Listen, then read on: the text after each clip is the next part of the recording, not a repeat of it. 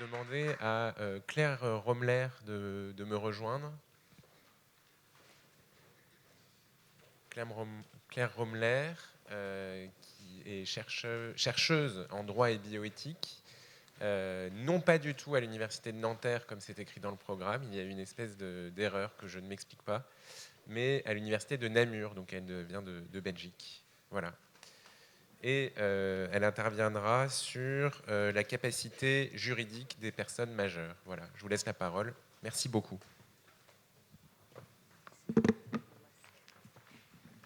Voilà, bonjour à toutes et à tous. Donc, comme Monsieur Weil-Dubuc l'a dit, je suis juriste et vous pourriez peut-être vous demander ce qu'une juriste fait aux 10 heures de l'éthique. Alors, si on comprend l'éthique comme une réflexion sur les valeurs qui guident nos choix et nos actions, eh bien, le lien apparaît puisque le droit intègre toute une série de valeurs qui sont socialement importantes et qui surtout sont évolutives.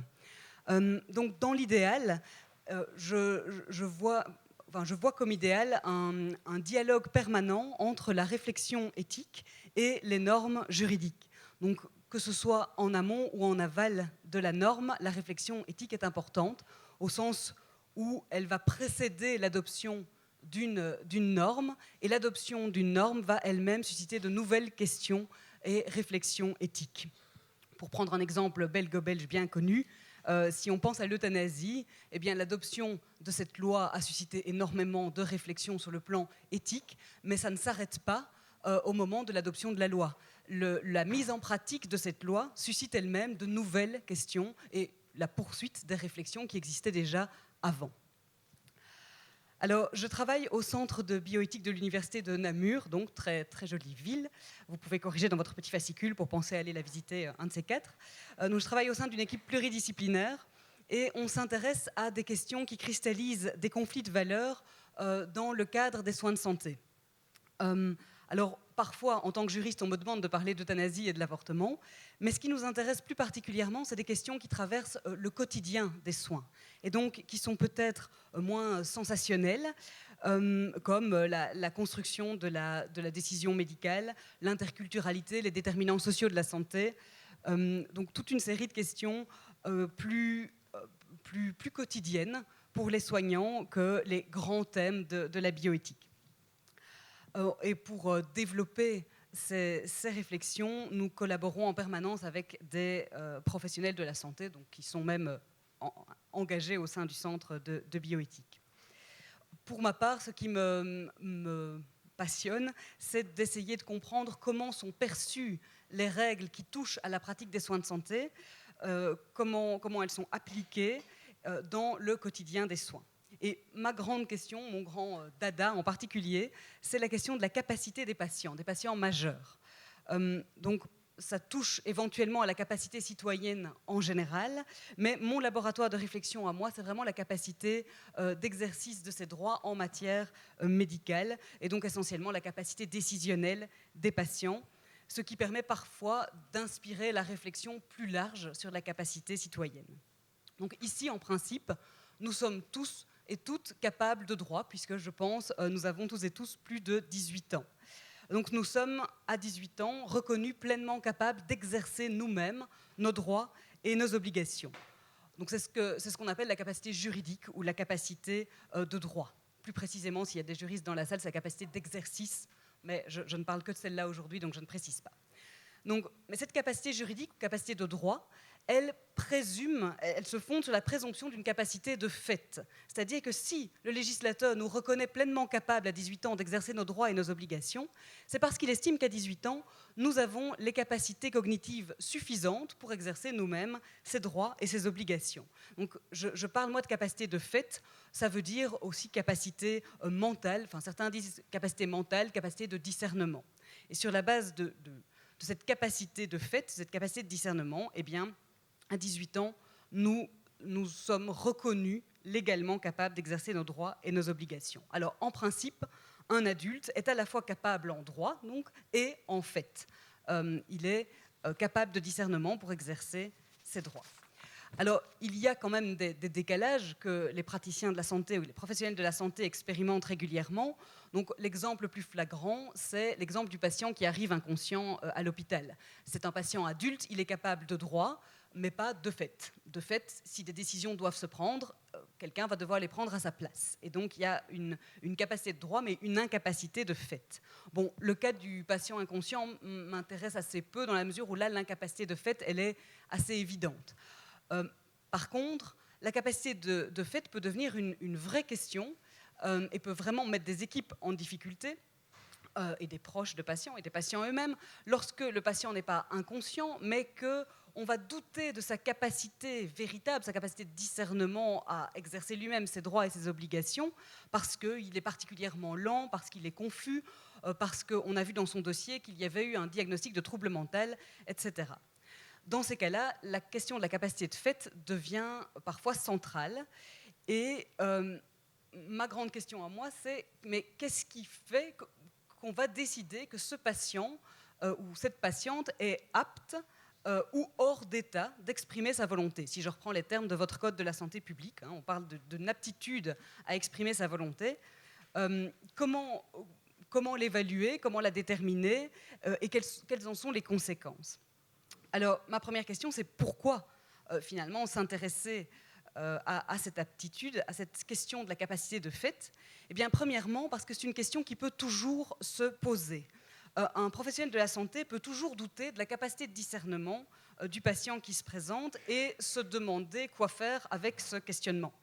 Peu importe le statut juridique de la personne majeure par ailleurs. C'est-à-dire que même s'il existe une décision de justice qui est venue diminuer la capacité juridique reconnue à cette personne majeure, même s'il existe une mesure de protection juridique, eh bien, le patient majeur qui serait estimé capable de fait, donc apte à exprimer sa volonté, prend lui-même les décisions qui concernent sa santé. Donc cette question, elle peut se poser tout le temps pour tout patient majeur. La deuxième raison pour laquelle j'estime qu'il faut s'intéresser de près à la question de la capacité des patients majeurs, c'est cette idée du respect de l'autonomie qui est devenue une question centrale à la fois en droit médical et en éthique des soins de santé.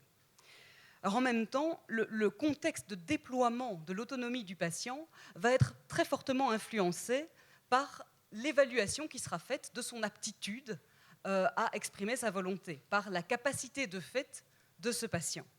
Donc en fonction de l'évaluation de cette capacité de fait, le contexte de déploiement de l'autonomie du patient sera éventuellement radicalement différent.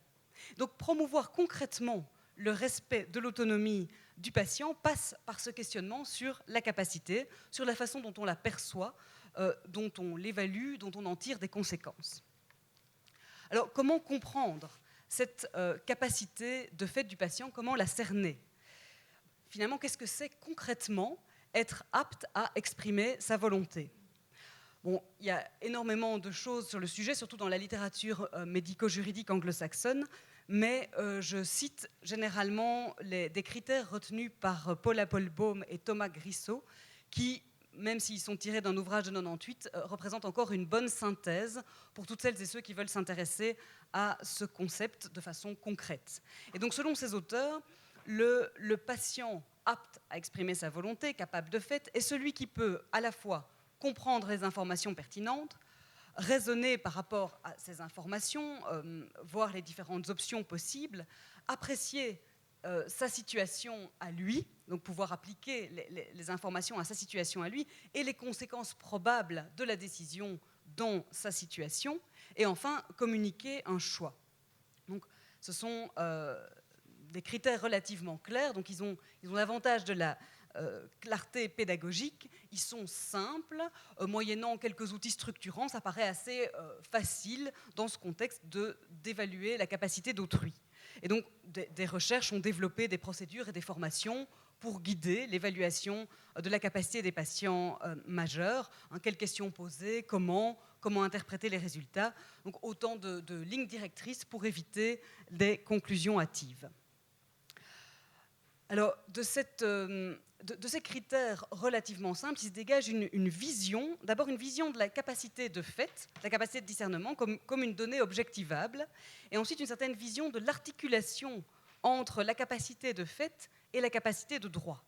Donc la capacité de droit, finalement, peut fluctuer, donc la capacité décisionnelle, juridiquement reconnue à une personne, peut fluctuer en fonction de l'évaluation de la capacité de fait de cette personne. Donc si le professionnel de la santé doute de la capacité de discernement d'un patient, il devrait évaluer cette capacité et, en fonction du résultat, soit le patient prend lui-même les décisions de santé qui le concernent, soit cette décision sera prise après consultation, autorisation d'autres personnes. Et donc, on peut qualifier cette vision de vision médico-juridique classique. L'évaluation de la capacité de fait permet de savoir comment prendre une décision juridiquement valable. Alors évidemment, on ne peut pas évaluer la capacité de fait de tous les patients, ce serait complètement impossible, et donc dans la plupart des cas, les professionnels de la santé se reposent, même sans mettre ces mots-là sur l'exercice, mais ils se reposent sur la présomption de capacité de fait de tout patient majeur. Et donc, ils ne remettent pas en cause simplement la présomption de capacité de fait des majeurs. Dans la plupart des cas, c'est ce que j'appellerais une évaluation informelle, voire inconsciente, de la capacité de fait du majeur. Par contre, à partir du moment où un praticien a un doute, il peut plus se fonder sur cette présomption de capacité, et donc il devrait mener une évaluation plus formelle, plus structurée, pour éviter une décision arbitraire en matière de capacité de fait, compte tenu des conséquences juridiques qui en découlent. Donc, dans ce cas-là, il est important, on comprend en tout cas pourquoi il est important de comprendre, de décrire la capacité de fait et les différentes façons de l'évaluer. On comprend pourquoi il y a un certain nombre de recherches sur le sujet. Cela dit, plus moi je me suis intéressée à ces recherches, plus j'ai ressenti un malaise, pour deux raisons essentiellement. Premièrement, parce qu'il m'a semblé voir apparaître un risque de double peine. Comme je vous l'ai dit, on n'évalue pas systématiquement la capacité de fait des patients. Donc, qu'est-ce qui fait qu'à un moment, pour tel patient, on va évaluer sa capacité de fait ? Qu'est-ce qui va générer le doute chez le praticien ? Il y a bien quelque chose qui va se passer et qui fait que plutôt que de se reposer sous la présomption de capacité des majeurs, on va décider de procéder à une évaluation plus poussée. Donc ça peut être un trouble mental soupçonné ou avéré, ça peut être un désaccord avec le patient, peut-être souvent un peu des deux. Mais en tout cas, il y a forcément la perception d'une vulnérabilité accrue chez tel patient qui va générer chez les praticiens l'envie de pousser plus loin la question de la capacité de fait. Et donc, qui va finalement susciter une évaluation sous forme de questions plus précises, plus poussées, pour vérifier les aptitudes à comprendre, à raisonner, à apprécier, etc. Dans l'idée que ce schéma était appliqué à tous les autres patients dont on ne vérifie pas la capacité de fait, eh bien, il réussirait haut la main le test de capacité. Alors, c'est là que j'ai eu les premiers doutes. Est-ce que ce schéma, donc fondé sur des critères a priori simples, est-ce que ce n'est pas un schéma cognitif idéalisé ? Il y a des critiques qui ont dit mais si ce type de raisonnement finalement ça correspond à une modélisation d'agents économiques, à une modélisation théorique d'agents économiques, pas du tout à la prise de décision humaine en contexte stressant, de fatigue, etc. Et du coup j'ai essayé de me renseigner un peu du côté de la psychologie cognitive, et là les recherches dans ce domaine ont plutôt tendance à renforcer cette critique en démontrant que tous autant que nous sommes finalement bien moins rationnels que ce que nous pensons au quotidien. Nous ignorons souvent à quel point nos propres jugements sont biaisés. Et donc, finalement, on se retrouve avec des critères qui se reposent peut-être sur des facultés cognitives idéalisées et qui sont spécifiquement appliquées à des patients qui sont perçus comme plus vulnérables. D'où l'idée de double peine et le risque que l'évaluation de la capacité du patient, plutôt que d'explorer objectivement la capacité de discernement, la capacité de fait, eh bien, c'est finalement de la confirmation de l'incapacité soupçonnée. Donc voilà la première raison de mon malaise. La deuxième, elle a trait à l'évaluation de la capacité de fait. Parce que cette évaluation est menée par des praticiens qui ne sont pas forcément formés à cet exercice. Donc, c'est là la question de la compétence de l'évaluateur. Donc, est-ce que les évaluateurs de la capacité de fait peuvent véritablement se prévaloir finalement d'une rationalité supérieure par rapport aux personnes évaluées qui légitimerait leur position d'évaluateur? Donc, c'est un principe de base. Si on évalue un objet, on a normalement une expertise spécifique qui nous met dans cette position d'évaluateur. Donc, si vous êtes enseignant, vous connaissez normalement un peu mieux la matière que vos étudiants. Si vous êtes professionnel de la santé, vos connaissances spécifiques en santé et sur le corps humain vous permettent de poser un diagnostic, d'évaluer un état de santé. Mais ici, ce qu'on demande d'évaluer, c'est la capacité décisionnelle. Et les professionnels de la santé ne sont pas forcément formés à ça, ne sont pas tous forcément formés à ça. Et ce sont des êtres humains, c'est-à-dire d'une rationalité finalement assez modérée. Ce sont des êtres humains en contexte clinique, avec tout le stress, toute la fatigue et les émotions exacerbées de part et d'autre que ça implique parfois. Et dans ce contexte, la rationalité supérieure des professionnels de la santé n'apparaît pas comme une évidence. Et donc, il y a finalement un décalage entre la description et l'évaluation théorique de la capacité de fait des patients et la rationalité humaine modérée des patients, de tous les patients, de ceux dont la capacité est évaluée et de tous les autres qui prennent des décisions comme ils le souhaitent, sans qu'on ait exploré les subtilités de leur raisonnement, et la rationalité modérée, évidemment, des professionnels de la santé aussi. Donc finalement, ce sont souvent les mêmes catégories de patients qui vont passer ce test de capacité mené par des personnes qui ne sont pas forcément formées à ces évaluations. Donc on peut se demander si ces évaluations de la capacité atteignent véritablement leur objectif. Mais alors qu'est-ce qu'on fait de cette question? C'est très joli de critiquer l'outil, mais dans le contexte médical et juridique actuel, il y a des personnes qui paraissent inaptes à prendre des décisions pour elles-mêmes, et des décisions doivent se prendre. Donc voilà, que fait-on finalement de ces questions? Alors c'est là que j'en arrive à mon troisième point. Jusqu'où s'en remettre finalement à cette vision médico-juridique qui fait reposer la façon de prendre une décision sur l'évaluation de la capacité de fait du patient?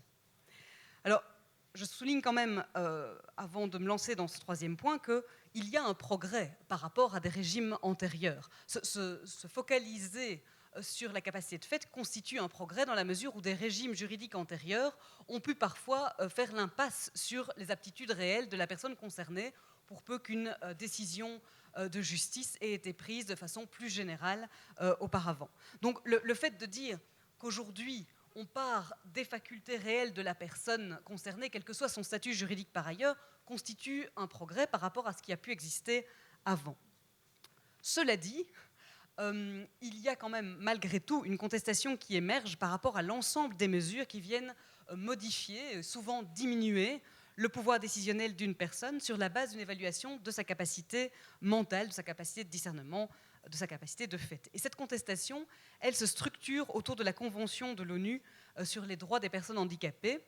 Donc, pour veiller à la bonne mise en œuvre de cette convention, il existe un comité d'experts, donc le comité des droits des personnes handicapées. Ah oui, petite précision, le handicap dans ce contexte est entendu de façon très large, de manière à ce que les troubles mentaux, entendu de façon très large aussi, entrent également dans cette définition du handicap. En tout cas, une personne vivant avec un trouble mental est considérée comme une personne handicapée au sens de la Convention des Nations Unies. Donc ça, c'est important de le comprendre, parce que parfois en droit interne, il y a des distinctions assez marquées entre le secteur du handicap et les autres secteurs, la maladie psychiatrique notamment. Et donc le comité des droits des personnes handicapées refuse tous ces mécanismes qui veulent que des évaluations de la capacité de fait aient pour conséquence éventuelle de diminuer une personne dans l'exercice de ses droits. Et là, je les cite sur un point, parce que je le trouve intéressant. Ils disent que la capacité mentale n'est pas, comme on le dit souvent, un phénomène objectif, scientifique et naturel. Elle dépend de contextes sociaux et politiques, tout comme les disciplines, professions et pratiques qui jouent un rôle dominant dans son évaluation. Alors, je le cite parce que c'est un résumé de mes gros doutes en la matière, ou plutôt ils mettent des mots sur ces doutes. Finalement, la capacité mentale est une construction sociale. Je trouve plus juste de la voir comme une construction sociale également. Et le recours à son évaluation entraîne généralement une diminution des droits, toujours chez les mêmes catégories de personnes, souvent donc celles qui vivent avec un trouble mental, qu'il soit avéré ou soupçonné. Donc, par cette position, le Comité des droits des personnes handicapées s'attaque à énormément de mesures de protection et produits dérivés prévus par les législations de très nombreux pays. Alors, d'après le Comité des droits des personnes handicapées, pour éviter ces discriminations, il faut prôner une capacité juridique universelle. Enfin, il faut que nos systèmes législatifs aboutissent à la reconnaissance d'une capacité juridique universelle, indépendante d'une évaluation de la capacité de fait. C'est-à-dire que les majeurs seraient capables de droit sans possibilité de diminution de la capacité d'exercice sur la base de l'évaluation des capacités de discernement, capacités de fait. Alors, ça ne veut pas dire que le fait que la capacité juridique soit intouchée ne veut pas dire que des gens n'ont pas besoin d'aide pour exercer leurs droits et leurs obligations. Et donc, ce que le comité prône dans ce cadre-là, ce sont des formes d'accompagnement à l'exercice de la capacité juridique sans modification de cette capacité. Donc, c'est ce qu'on pourrait appeler la vision universaliste du Comité des droits des personnes handicapées, qui veut que la capacité de fait, de discernement, est quelque chose d'extrêmement fluctuant et de peu objectivable, et que donc ça ne peut pas fonder des modifications de la capacité juridique du sujet majeur. Alors, l'avantage de cette vision, c'est qu'elle focalise les efforts sur l'accompagnement des citoyens dans l'exercice de leurs droits et de leurs obligations, plutôt que sur des méthodologies toujours plus affinées pour évaluer la capacité de fait, en admettant que ce soit possible. Et donc, c'est une vision qui est radicale, au sens où elle va déraciner notre conception traditionnelle de la capacité juridique, mais elle est aussi, et peut-être parce qu'elle est radicale, elle est porteuse de méthodes d'accompagnement innovantes dans l'exercice des droits et des obligations. Donc, il y a des projets sous l'impulsion de la Convention et des commentaires faits par le Comité des droits des personnes handicapées, il y a des projets innovants qui se déploient pour soutenir les citoyens dans l'exercice de leurs droits et les obligations sans passer par des mesures de contrainte ou des modifications de la capacité juridique. Pour les cas les plus difficiles, donc où la concertation avec la personne concernée relèverait de la fiction, eh bien des méthodes d'interprétation de la volonté et des préférences sont suggérées. Alors, que faire de ces différentes visions ? Je pense que nous ne sommes pas prêts, et là je dis nous, parce que ce soit en Belgique ou en France, le contexte est relativement similaire à ce sujet-là. Nous ne sommes pas prêts à intégrer la vision universaliste du Comité des droits des personnes handicapées. Elle reste toutefois utilement interpellante, parce que les travaux du Comité des droits des personnes handicapées ont permis de mettre le doigt, et donc le droit, j'espère aussi, sur la souffrance qu'engendrent les mesures de protection, ou plus largement les systèmes de prise de décision substitutive, que ce soit dans tous les domaines, que ce soit le choix des vêtements, des repas, jusqu'au choix des relations, du logement, en passant par l'achat d'un smartphone. Il n'y a pas de grands ou de petits choix. Toutes ces décisions disent qui nous sommes, comment nous voulons habiter le monde, et s'en sentir dépossédés de ces choix peut être quelque chose d'extrêmement douloureux, d'autant plus si cette souffrance n'est pas reconnue. Et je crois que socialement, aujourd'hui, nous avons encore du mal à reconnaître la souffrance qui découle de ces mécanismes dits de protection. Nous parlons juridiquement de mécanismes de protection, donc de mesures finalement qui seraient bonnes en soi, qui seraient soutenantes. Or, ce n'est pas forcément le vécu des personnes auxquelles ces mesures s'appliquent. Et d'où l'importance des recherches sur le vécu de ces mesures. Donc ça, c'est un premier point sur ce que nous apprend, ou ce sur quoi nous interpellent les travaux du comité.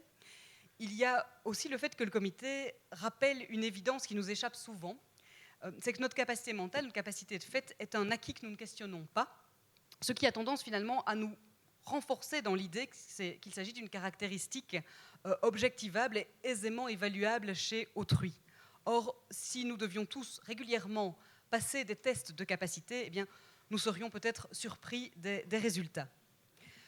Et enfin, le comité relaye d'autres façons d'accompagner les personnes dans l'exercice de leurs droits, sans tout miser sur l'évaluation aléatoire d'une capacité fluctuante. Donc il encourage notamment à exploiter davantage des mesures dites d'assistance ou toute autre mesure moins invasive qui existent déjà dans nos législations, mais qui sont souvent sous-exploitées, faute de formation des professionnels concernés, faute de confiance dans ces mesures moins invasives, faute d'habitude. Les mécanismes, on l'a bien ancré, on la vie dure. Voilà. Donc voilà ce sur quoi nous interpellent utilement, je pense, les travaux du comité de manière générale. Maintenant, je voudrais terminer en revenant à la relation de soins, à la relation soignant-soigné. Quelle est ma position finalement face à ces deux visions de la capacité, donc la vision médico-juridique traditionnelle et la vision universaliste du comité des droits des personnes handicapées dans notre contexte actuel qui ne permet peut-être plus de donner tout le crédit à l'une sans permettre pour autant d'adopter, d'intégrer immédiatement l'autre. Alors, ma position consiste à encourager les professionnels de santé à se reposer au maximum sur la présomption de capacité des personnes majeures. Compte tenu des risques de discrimination et d'arbitraire qu'entraînent les évaluations de la capacité de fait, j'encouragerais à voir ces évaluations comme vraiment un dernier recours. Donc, concrètement, je défends une approche pragmatique, donc, au sens où, s'il n'y a pas de problème particulier, ne faisons pas de la capacité de fait un problème en soi. Si un patient paraît confus, ne comprend probablement pas tout à fait les tenants et aboutissants d'une décision, mais n'y est pas opposé, est entouré de façon bienveillante par ses proches, autrement dit, la situation idéale où tout va bien, eh bien, ne faisons pas de la capacité un problème en soi, au sens où l'évaluation de la capacité de fait du patient doit valoir la peine. Elle prend un peu de temps, elle est susceptible de générer des conflits, elle est susceptible aussi d'entraîner des difficultés pour le patient concerné, de l'ébranler dans l'image qu'il a de lui-même. Bref, cette évaluation de la capacité de fait, même si elle est devenue un peu un point pivot dans les législations, elle ne se justifie pas, à mon sens, si elle risque de causer plus de problèmes qu'elle en résoudrait. Et même dans des situations plus complexes, qui arrivent souvent, parce que souvent tout ne va pas bien, ça vaut quand même la peine d'envisager la situation indépendamment de la question de la capacité de fait du patient. L'idée, c'est de vérifier si le vrai problème est la capacité de fait. Ça arrive souvent que ce ne soit pas le vrai problème en fait. Ça arrive que la situation soit complexe parce qu'il y a un conflit avec le patient, parce qu'il y a un conflit avec les proches du patient ou entre le patient et ses proches. Et donc, ça vaut la peine dans ce que les praticiens font généralement, d'en explorer les causes, de voir quelles sont les possibilités de résolution. Et si la capacité reste le nœud du problème, il est possible de voir comment soutenir cette capacité, de voir comment la restaurer éventuellement. Et si vraiment, pour avancer dans la prise de décision, il faut déterminer formellement la capacité de fait du patient, il faut déterminer formellement si le patient est apte à exprimer sa volonté et laisser une trace de cette procédure dans le dossier du patient, eh bien alors le minimum est de savoir de quoi on parle, ce que c'est cette capacité, et de se donner des lignes directrices pour évaluer le mieux possible, pour éviter le plus possible les décisions arbitraires ou trop biaisées. Donc finalement, ma position se résume facilement, puisque j'encouragerais à évaluer le moins possible la capacité de fait du patient, et quand on ne peut vraiment pas faire autrement, à l'évaluer le mieux possible, en laissant des traces dans le dossier pour les cas complexes. Donc je voudrais vous laisser sur l'idée que le droit est un outil vivant, que des évolutions sociales, Madame l'a dit avant moi, vont entraîner des évolutions juridiques et que ces évolutions juridiques vont susciter de nouvelles questions sociales, de nouvelles réflexions éthiques. Et je trouve très important, voilà, de toujours se poser la question, de ne pas prendre le droit pour argent comptant, de se poser la question de ce que nous dit telle règle, de ce qu'elle nous apporte, en quoi est-ce que c'est un progrès, en quoi est-ce que c'est un danger, comment l'utiliser de la façon la plus pertinente possible. Donc la règle fait partie de la réflexion éthique face à une situation difficile, par exemple, mais elle ne s'y substitue pas. Donc les juristes et les professionnels de la santé ont les mêmes problèmes. Ils ont des outils, des connaissances qui vont les aider à penser une situation, mais ces outils ne vont jamais les dispenser de la réflexion et de la responsabilité qui en découle. Donc c'est beaucoup plus fatigant, c'est plus stressant, mais c'est aussi infiniment plus valorisant. Et c'est d'ailleurs pour ça que vous êtes là aujourd'hui. Je vous remercie.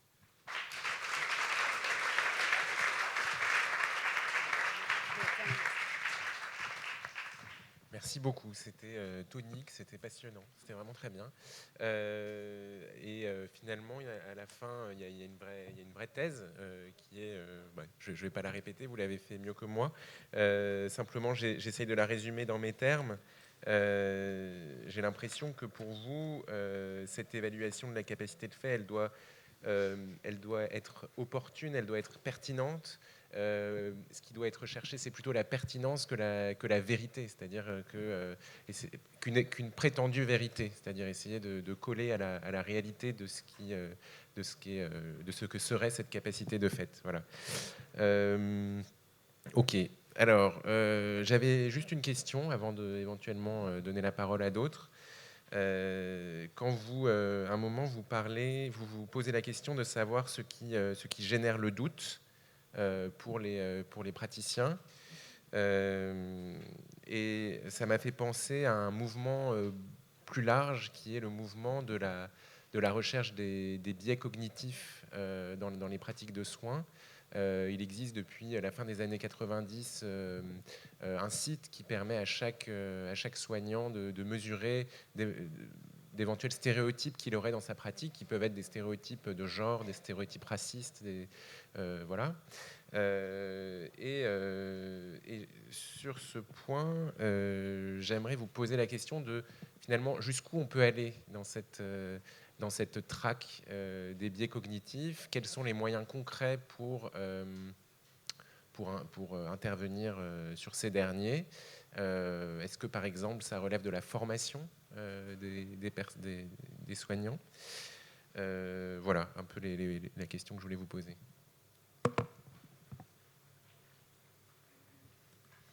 Merci. Je pense déjà que le fait d'être conscient de ces biais, donc j'ignorais qu'il existait un site qui permettait de mieux en prendre conscience. Donc déjà, rien que le fait d'en parler, d'en prendre conscience, de douter de sa capacité à soi, je pense que c'est déjà un grand pas en avant. Jusqu'où les traquer? Donc ça, je ne peux pas répondre à la question jusqu'où aller. De nouveau, là, moi, j'esquive cette question-là en disant, mais on sait qu'ils existent et qu'il est très difficile de les éradiquer. Ce n'est pas possible. Nous sommes humains, donc les biais cognitifs ne peuvent pas s'éradiquer. Et donc là, je reprendrai plus ou moins, il le dit mieux dans son livre, mais ce que Daniel Kahneman dit à ce sujet, donc c'est ce psychologue spécialiste de la psychologie cognitive qui a obtenu un prix Nobel pour ses travaux sur la prise de décision et sur le jugement.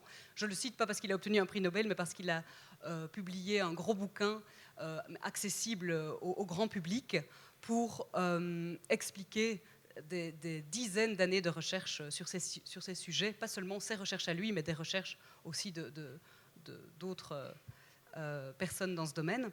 Et donc, ce qu'il dit, c'est autant accepter, enfin il le dit mieux que ça à un moment, mais autant accepter que nous ne pouvons pas tout rationaliser de manière la plus correcte possible, mais essayons d'augmenter notre vigilance pour les décisions vraiment importantes. Et donc mon cheval de bataille, ce serait de dire, quand on est amené à évaluer la capacité d'un patient, c'est une décision vraiment importante. C'est une décision vraiment importante, et donc il faut pouvoir augmenter sa vigilance.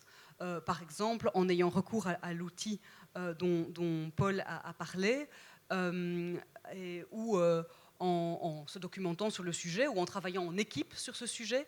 Et alors, quels sont les moyens concrets aussi?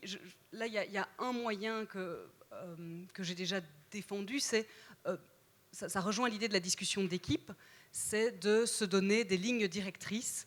Là, je ne pense pas qu'il faudrait les imposer d'en haut de façon très générale pour tout le monde. Je pense que ça dépend vraiment d'un service à l'autre, d'une pratique à l'autre. Se donner des lignes directrices pour savoir ce qu'on fait quand on a un doute, comment on explore ce doute. Et ces protocoles peuvent intégrer cette idée des biais cognitifs et peuvent alerter sur la présence de biais cognitifs en matière de capacité.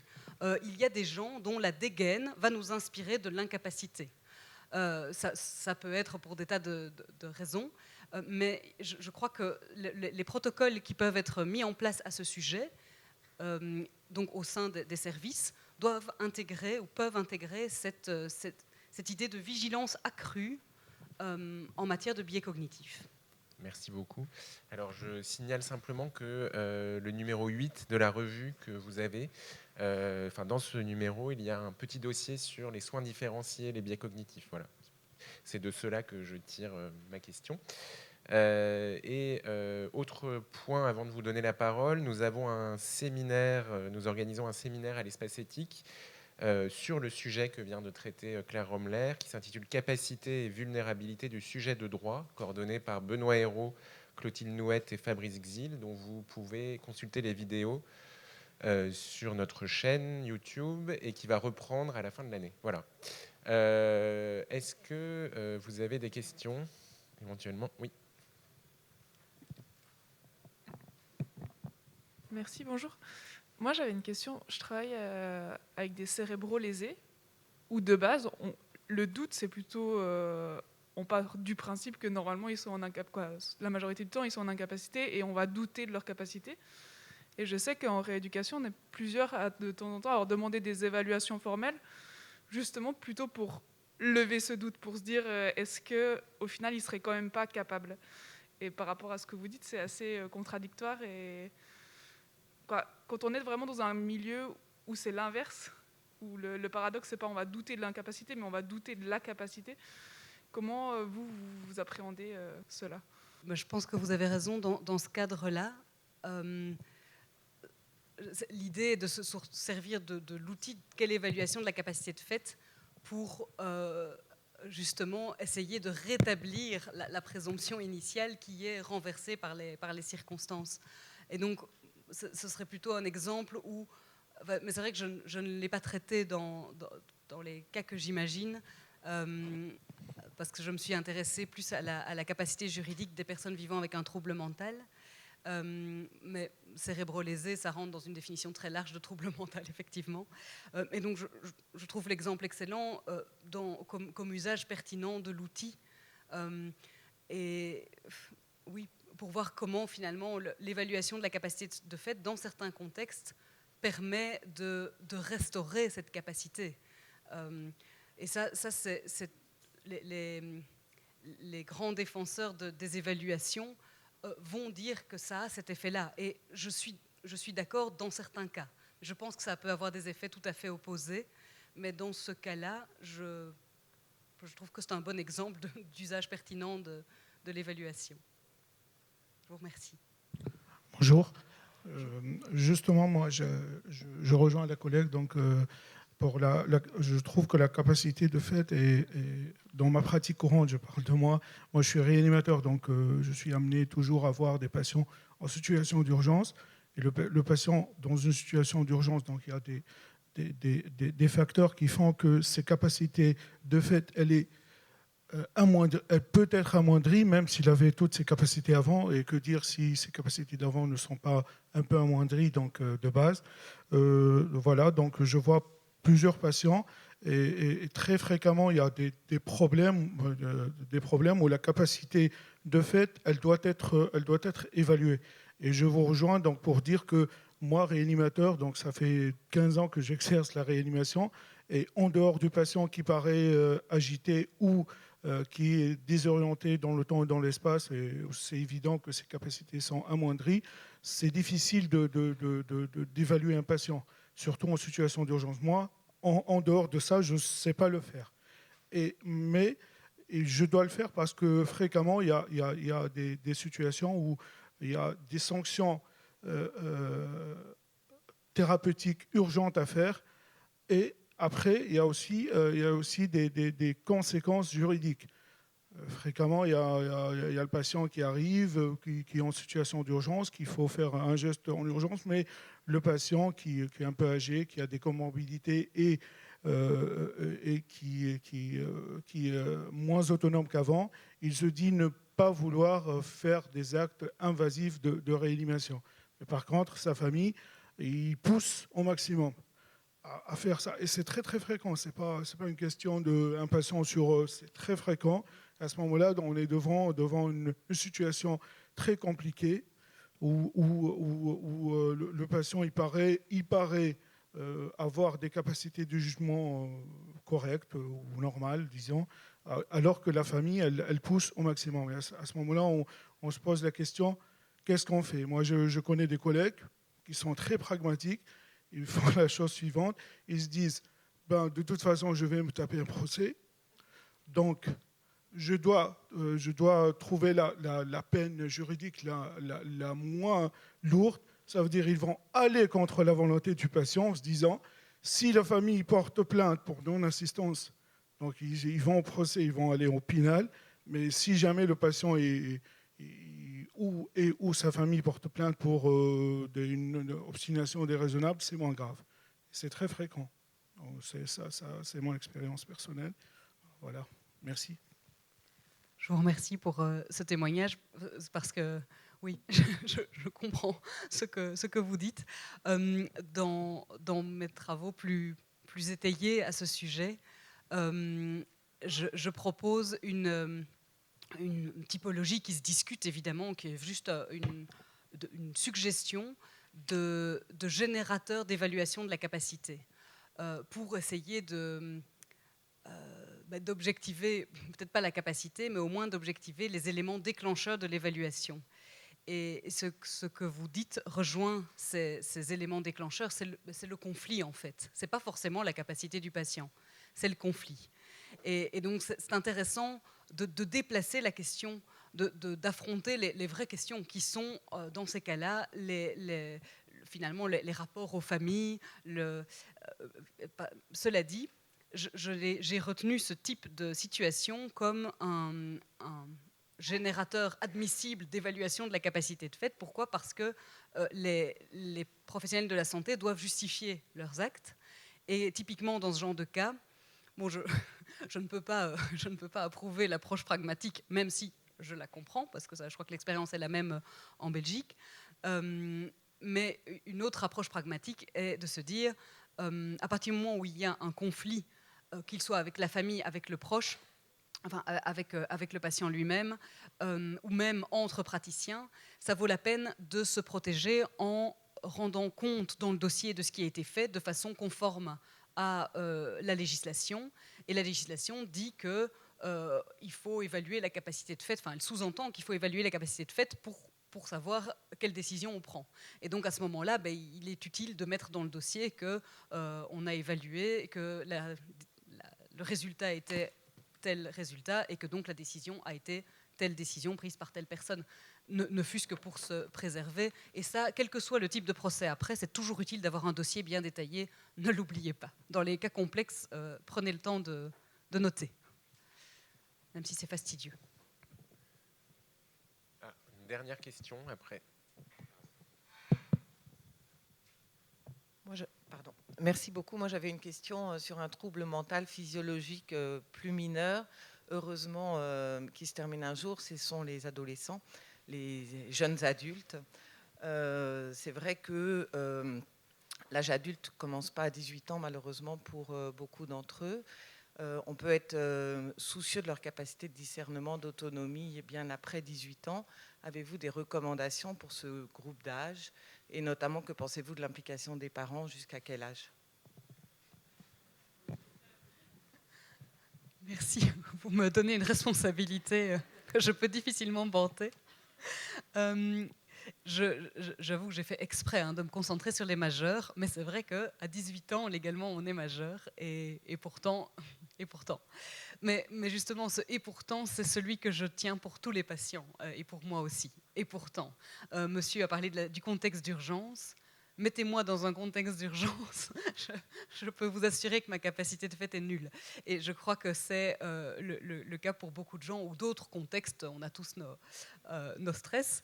Et donc c'est vrai que j'aurais a priori du mal à envisager les choses différemment. Enfin, ma base est celle-là. Donc peut-être que pas les troubles, mais peut-être que les failles de raisonnement peuvent être dues à un manque d'expérience. Mais on peut avoir 20 ans plus tard des failles de raisonnement dues à une expérience trop marquante et pas représentative, par exemple. C'est souvent le cas d'ailleurs pour les personnes adultes.